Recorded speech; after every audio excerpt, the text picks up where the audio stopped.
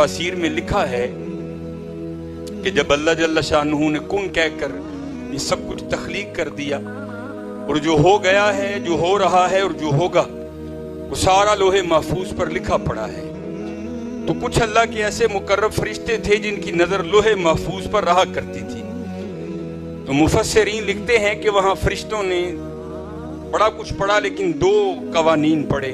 पहला क्या था कि मेरे महबूब करीम अलैहिस्सलाम दुनिया में जलवागर होंगे, फिर वो पर्दा कर लेंगे, रुख अनवर को छुपा लेंगे, आपका मिदार बनेगा। तो क्या होगा, 70,000 फरिश्ते सुबह और 70,000 फरिश्ते शाम को बारगाह मुस्तफ़ा अलैहिस्सलाम में सलाम पेश करने आएंगे। और जो फरिश्ता एक बार आएगा उसको दोबारा ये मौका नहीं दिया जाएगा। दूसरा कानून ये लिखा था कि हम बशर जो है ये बार बार जाएंगे। उलमा से आप अक्सर सुनते हैं जब हमारे जदे अमजद की तख्लीक हुई तो तब भी फरिश्तों ने वाइद काल रब्बुका लिल मलाइकति इन्नी जाइलुन फिल अर्दि खलीफा कालू अतजअलु फीहा मन युफ्सिदु फीहा, फरिश्तों ने तब भी कहा था, तो अब भी उनकी नजर में था। तो मुफस्सिरीन ने लिखा है कि फरिश्तों ने अपने बाजुओं पर स्याह रंग की पट्टियां बांधी और हाथों में स्याह रंग के झंडे उठाए और हजरत सैयदना जिब्राइल अमीन अलैहिस्सलाम की मैयत में अल्लाह की बारगाह में हाजिरी दी। अल्लाह तो आलिमुल गैब है, सारा कुछ जानते हैं। फिर भी पूछा, और फरिश्तों कैसे आना हुआ? अर्ज की, या अल्लाह हमने लोहे महफूज पर पढ़ा है कि जब तेरे महबूब करीम अलैहिस्सलाम का मिदार बनेगा तो 70,000 फरिश्तों को तू सुबह और 70,000 फरिश्तों को तू शाम सलाम भेजने के लिए भेजा करेगा। और जो फरिश्ता एक बार जाएगा उसकी बारी दूसरी बार नहीं आएगी। तो दूसरा कानून ये लिखा है कि ये हजरत इंसान जो गुनाह भी करेगा, जो गीबत भी करेगा, जो चुगली भी करेगा और भी गुनाह करेगा, और उसके बाद भी इसकी गंदगी का ये आलम है कि इसकी आंतों में पखाना होगा, इसके फेफड़ों में बलगम होगा, इसकी रगों में खून गर्दिश करेगा। या अल्लाह, ये बार बार और हम सिर्फ एक बार? तो मुफस्सिरीन ने लिखा, अल्लाह ने फरमाया, फरिश्तों ये कानून तो नहीं बदलेगा, ये तो इसी तरह रहेगा। तो फरिश्तों ने अर्ज़ की, या अल्लाह फिर तेरे महबूब के बगैर हमारा गुजारा कैसे होगा? तो मुफस्सिरीन ने लिखा है, वहाँ अल्लाह जल्ल शानहू ने फरिश्तों को हुक्म दिया, फरिश्तों वहाँ तो तुम्हें दोबारा नहीं भेजूंगा, हाँ जहाँ कहीं भी मेरे महबूब के जिक्र की महफिल सजा करेगी ना, वहाँ चले जाना, तुमको वो वाला ही मजा आएगा। आया वो इतने तुम नहीं यहाँ आए बैठे जितने वो आए बैठे हैं। हाँ, यहाँ आज हुजूर की बातें होंगी, आज यहाँ हुस्ने यार का चर्चा होगा, आज यहाँ महबूब की जुल्फों का तज़किरा होगा। तो यार क्या जाकर कहेंगे वो कि दरूद ही नहीं पढ़ते कोई? ना ना यार, इस तरह हर महफिल में इतना झूम कर दरूद पढ़ा करो कि सारा समा भी तुम्हारे साथ झूमने लग पड़े। लेकिन हमारी, क्योंकि मकसद क्या है महफिल का? खत्म नबूवत। महफिल क्या है? मोहब्बत रसूल। महफिल क्या है? अज़मत रसूल। महफिल क्या है? शान रसूल। महफिल क्या है? ज़िक्र रसूल। तो मेरे दोस्तों, महफिल हो लेकिन उस वालेहाना अंदाज से ज़िक्र रसूल ना हो तो फिर मज़ा तो ना आए। इसलिए मेरे दोस्तों, खूब मोहब्बत से हुजूर पर दरूद पढ़ा करो। उस दिन आपको पता है, थोड़े दिन बीते हैं, हमारी मस्जिद में आलमे इस्लाम के अजीम मुबल्लिग पीरज़ादा रज़ा साकिब मुस्तफ़ाई मद्दाज़िल्लुहुल आली तशरीफ़ लाए और मेरे सैयदी पीर तरीक़त रहबर शरीयत हज़रत अल्लामा मौलाना डॉक्टर मोहम्मद मिसबाहुल हक खादमी मद्दाज़िल्लुहुल आली बैठे हैं। अगर मैं उनका नाम ना भी लूँ तो कोई नहीं, लेकिन आपने हमें यही सिखाया है कि भाई हकीकत का तकाजा ये है कि जिससे बात सुनी है उसी का नाम लेकर बयान की जाए। कोई तो नहीं सुन रहा, लेकिन अल्लाह तो सुन रहा है ना, तूने दगा दे दिया लोगों को। तो बड़ी खूबसूरत बात आपने बयान की। आप फरमाने लगे कि यार वहाँ भी दुरूद पर बात चल निकली। तो आप कहते हैं कि यार हमारे जिस्म पर इतने बाल नहीं। अगर किसी को कहा जाए ना कि अपने बालों की गिनती करो, इंतहाई कठिन मरहला है। शायद को कामयाब हो भी जाए, लेकिन बड़े कठिन मरहला है। तो आप फरमाते हैं कि हमारे जिस्म पर इतने बाल नहीं हैं जितने हम पर मुस्तफ़ा करीम के एहसानात हैं। भला हुक्म तो ये है कि हुजूर की मोहब्बत में दरूद पढ़ा जाए, وہ اللہ کے بندو اگر محبت میں نہیں پڑھا جاتا تو حضور کے احسانات کو یاد رکھ کے درود پڑھا کرو. اور یہ بات میری نہیں ہے، یہ بات ہمارے امام اہل سنت الشاہ امام محمد رضا خان فاضل بریلوی رحمت اللہ تعالی علیہ کی بھی ہے. آپ کیا فرماتے ہیں؟ آپ فرماتے ہیں جو نہ بھولا ہم غریبوں کو رضا. ہم تو حضور کی محفل میں، حضور کی مسجد میں آ کر بھول جاتے ہیں. درود پڑھتے ہوئے ہمیں ہچکچاہٹ ہوتی ہے، درود پڑھتے ہوئے ہمیں شرم آتی ہے. قربان جاؤں حضرت، ہم قالین پر بیٹھ کر بھی درود پڑھتے ہوئے ہچکچاتے ہیں. سلام ہے حضرت بلال کی محبت کو جو کوئلوں پر لیٹ کر بھی پڑھا کرتے تھے. سلام ہے صحابہ کی محبت کو جو بدر کے میدان میں تلواروں کے سائے کے نیچے بھی پڑھا کرتے تھے. نہ یار نہ چھوڑو میرے دوستو. اقبال پہلے کہہ گئے تھے یہ فاقہ کش جو موت سے ڈرتا نہیں ذرا، روح محمد ذرا اس کے بدن سے نکال دو. اور مسلمانوں ہوش میں رہنا، تم پر یہ وقت آئے گا بڑے بڑے ہیلوں اور بڑے بڑے اندازوں سے تمہارے دلوں سے حضور کی محبت کو نکالا جائے گا. جاگتے رہنا. اور میرے دوستو یہ اس بات کا ثبوت ہے کہ سلسلے کمزور پڑ رہے ہیں. نا یار یہ کیا ہوا؟ ہونا تو یہ چاہیے حضور کا نام آئے سارے جھوم اٹھے، نقیب کو کہنے ہی نہیں پڑے، ہم خود ہی اتنا جھوم جھوم کر پڑھیں کہ ہر ایک کو لطف آ جائے. نا جو نہ بھولا ہم غریبوں کو رضا، ذکر اس کا اپنی عادت کیجیے. اگر دنیا میں جلوہ گر ہوئے تو پھر امت، جب بھی کبھی کرم کا موقع آیا تو پھر امت، جب جانے لگے تو پھر امت. حضرت سیدنا قسم رضی اللہ تعالیٰ عنہ فرماتے ہیں میں وہ آخری شخص ہوں جو حضور نبی کریم علیہ السلام کے مزار مبارک سے باہر نکلا. آخری شخص آپ فرماتے ہیں میں ہوں. فرماتے جب جی نکلنے لگا تو میرا پھر جی چاہا میں ایک بار پھر حضور کا روح انور دیکھ لوں. فرماتے میں پھر قبر میں لوٹا، کپڑا ہٹا کر حضور کے روح انور کی زیارت کی تو کیا دیکھتا ہوں، اپنے مزار مبارک میں آرام فرماتے ہوئے لبہائے مبارکہ میں جنبش ہے. فرماتے میں گھبرا گیا، مصطفیٰ کریم اپنے مزار مبارک میں آرام فرماتے ہوئے کیا کہہ رہے ہیں؟ فرمایا جب کان حضور کے لبوں کے قریب کیا تو حضور وہاں اپنے مزار میں آرام کرتے ہوئے بھی کہہ رہے تھے ربی حبلی امتی جو نہ بھولا ہم غریبوں کو رضا، ذکر اس کا اپنی عادت کیجیے. میرے دوستو خالی محفلوں میں نہیں بلکہ اپنا وتیرہ بنا لو، اٹھتے بیٹھتے جاگتے سوتے حضور نبی کریم علیہ السلام پر درود پڑھا کرو. اور دیکھو تو صحیح عظمت ذکر مصطفیٰ ہے کیا. ہم پتہ نہیں کہاں کہاں جاتے ہیں. اب بابا جی کو دعاتے کرو ذرا رحمت ہو جائے. اور میاں محمد بخش رحمت اللہ تعالی کا مصرع بھی ہے. آپ کیا فرماتے ہیں؟ رحمت دا دریا الہی ہر دم بغداد تیرا. علماء بیٹھے ہیں، وہ دریا نہیں ہے، دریا وہ ہے جس کا کنارہ نظر آئے. اللہ کی رحمت کی نہ کسی نے ابتدا دیکھی نہ کسی نے انتہا دیکھی. ہاں میاں صاحب نے کہہ دیا دریا. آپ فرماتے ہیں رحمت دا دریا الہی ہر دم بغداد تیرا، جے ایک قطرہ بخشی مینوں کام بن جاندہ میرا. ایک ہے عالم، علماء بیٹھے ہیں، اس میں فاعل کا صیغہ ہے، اسی کے وزن پر ہے عارف. عالم جاننے والا، عارف پہچاننے والا. پہچاننے والے تھے، پتا تھا اگر اللہ کے دریا رحمت میں سے قطرہ مل گیا تو محمد بخش کے قیامت تک آنے والی نسلیں بھی پار ہو جائیں گی. قربان جاؤں وہاں ایک قطرہ مانگا جا رہا ہے. حضرت ابو ہریرہ رضی اللہ تعالیٰ عنہ راوی ہیں. آپ فرماتے ہیں حضور کا شانہ مبارک سے اس طرح جلوہ گر ہوئے، روح انور پر بڑے زیادہ خوشی کے آثار تھے. کہتے جب محبوب کو اتنا خوش دیکھا تو عرض کی آقا کریم آپ اتنے خوش کیوں ہیں؟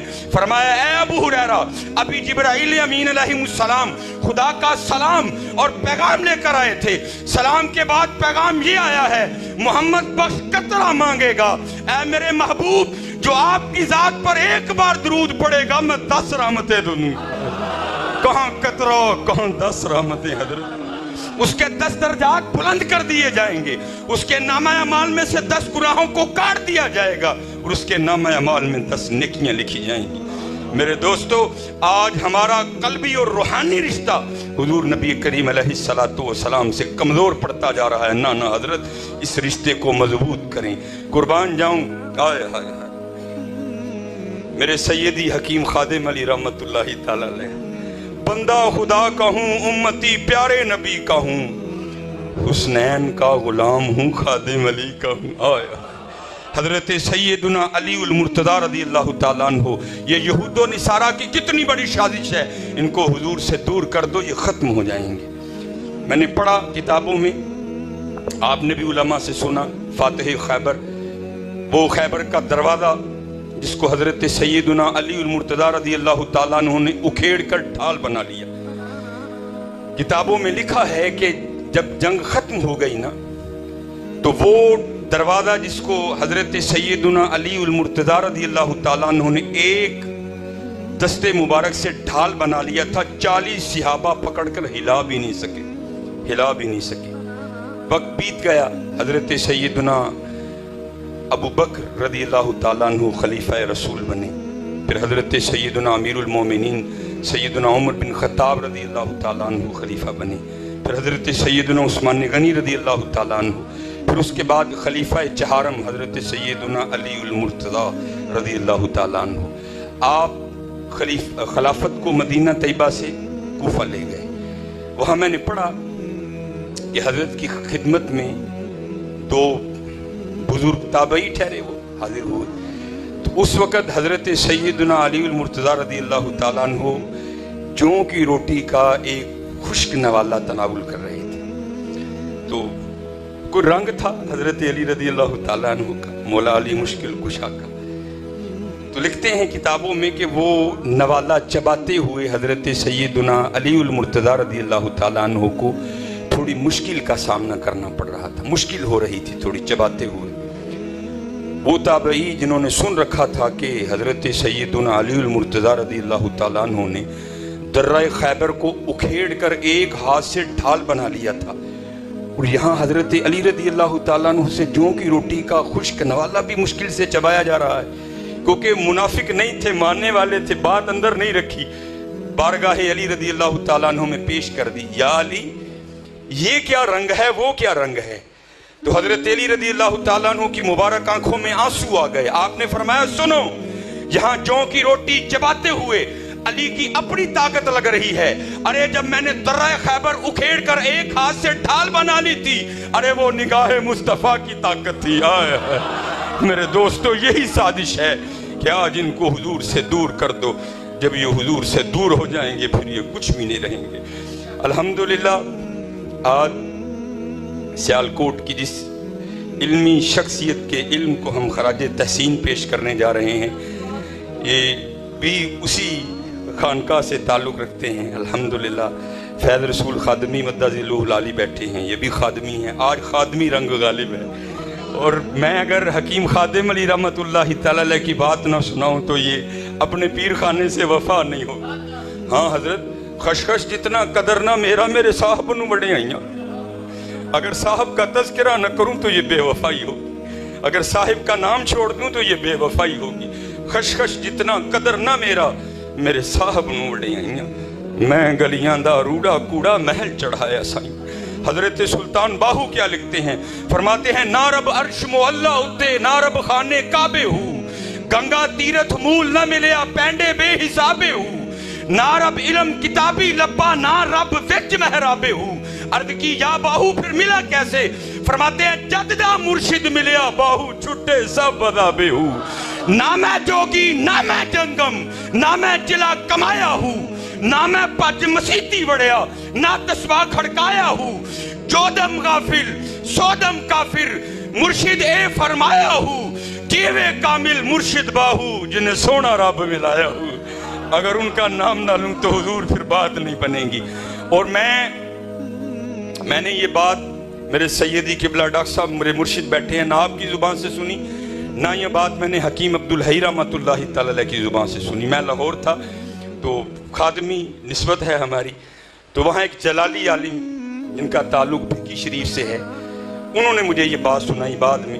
تو الحمدللہ وہ کہنے لگے اگر کہیں کو معاملہ ہو تو میں ثبوت کے طور پر موجود ہوں. میرے سیدی حکیم عبدالحی رحمت اللہ تعالیٰ علیہ فرمایا کرتے تھے بابا جی، الجنس یمیل الی الجنس، جنس جنس نہ میل کھاندی. کان کاواں چ بہن دینے تے کبوتر کبوتراں چ بہن دینے. کبھی کوا کبوتروں میں نہیں بیٹھے گا، کبھی کبوتر کووں میں نہیں بیٹھے گا. جنس جنس سے میل کھاتی ہے. تو ظاہر ہے پھر ولیوں کی محبت بھی ولیوں سے ہوگی. حضرت پیر سید جلال الدین مشہدی رحمت اللہ تعالیٰ علیہ حافظ الحدیث بہت نام کمایا. اب کیونکہ وقت بس میں گفتگو سمیٹنے لگا ہوں اپنی، تو اگر تھوڑا ادھر نکلوں گا تو وقت اور ہو جائے گا. الحمدللہ علماء کثیر تعداد میں بیٹھے ہیں، سب ان کی روحانی شان سے بھی آگاہ ہیں، ان کی علمی شان سے بھی آگاہ ہیں۔ دیکھیں نا، جن کے مرید اور شاگرد ڈاکٹر آصف اشرف جلالی ہوں تو پھر خود دیکھ لیں پیر کیا ہوگا۔ وہ مجھے فرمانے لگے کہ حسب معمول جب کبھی آپ سیالکوٹ تشریف لایا کرتے تو حکیم خادم علی رحمۃ اللہ تعالی علیہ سے ملے بغیر نہیں جایا کرتے تھے، محبت تھی، دونوں اللہ کے ولی ہوں۔ آپ فرماتے حسب معمول قبلہ شاہ صاحب تشریف لائے ہوئے تھے، دونوں اللہ کے ولی بیٹھے تھے، معرفت پر گفتگو جاری تھی، گاڑی جانے کا وقت آ گیا۔ فرماتے اس وقت صرف 2 گاڑیاں جایا کرتی تھی۔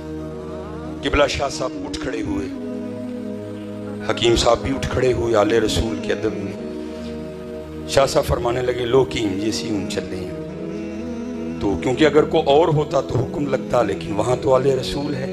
اور آپ خود، میں نے شعر بھی سنایا، آپ فرماتے ہیں بندہ خدا کا ہوں، امتی پیارے نبی کا ہوں، حسنین کا غلام ہوں، خادم علی کا ہوں۔ اب خود تصور کریں پھر اہل بیت کا کتنا ادب ہوگا۔ عرضی پیش کی گئی، شاہ جی اج میرا دل کردا ہے تسی اج رات میرے کول رہو، بادشاہ لوگ ہیں بڑے۔ فرمانے لگے کہ جی جدو کتے آواں گے نا تو ضرور رواں گے، اج سانو جان دے۔ پتہ نہیں کیا رنگ تھا، آپ نے پھر دوسری بار عرضی پیش کی۔ شاہ جی انہوں نے عذر یہ پیش کیا کہ میں نے جا کر بچوں کو اسباق پڑھانے، دورہ پڑھانا ہے۔